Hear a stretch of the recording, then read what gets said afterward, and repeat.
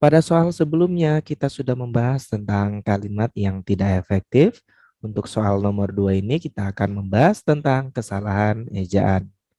Pada umumnya, kesalahan ejaan ini diakibatkan karena kesalahan pemilihan huruf dalam penulisan kata, sehingga kata tersebut tergolong sebagai bentuk kesalahan ejaan.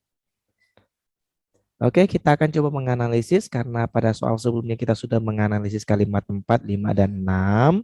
Maka kita boleh eliminasi ya, karena dari segi penulisan pada analisis kita sebelumnya tidak ada kesalahan dari segi penulisan.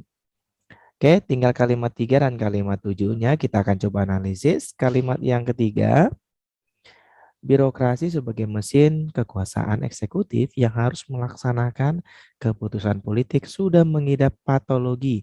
Nah, di sini ada kata patologi. Mungkin sebagian dari kita mungkin masih asing dengan kata patologi.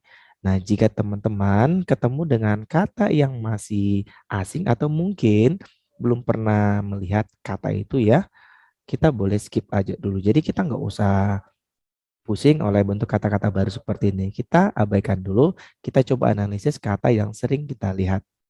Oke, pada kalimat ketiga selain kata patologi tidak ada lagi yang perlu dicurigai. Kita lanjut ke kalimat ketujuh. Pada soal sebelumnya kita sudah menganalisis sampai di bagian kata tetapi karena ada kesalahan bagian penggunaan tanda koma di sini. Kita coba lanjut, sekadar masih benar ya. Kepanjangan, ini kepanjangan di sini teman-teman juga harus hati-hati karena ada yang namanya tipe. Nah, kalau yang namanya tipe biasanya hanya merujuk pada kata-kata yang pada dasarnya menurut kita itu nggak perlu atau nggak harus dijadikan kebutuhan soal ya. Jadi kita harus bisa membedakan bagian mana yang tipe dan bagian mana yang merujuk pada kesalahan ejaan. Tapi tidak masalah kalau kita mau tandai dulu. Tangan dari kepentingan subjektif. Nah, ternyata di sini ada kata subjektif. Kata subjektif di sini bisa kita anggap sebagai bentuk kata yang tidak efektif juga. Kenapa? Karena harusnya menggunakan huruf J tapi dia menggunakan huruf Y. Nah, inilah yang tergolong ke dalam bentuk kesalahan ejaan.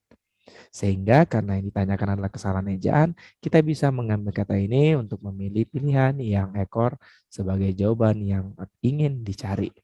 Berarti yang A-nya akan kita eliminasi. Oke, seperti itu teman-teman. Bisa dipahami ya. Kalau bisa, kita lanjut ke soal berikutnya.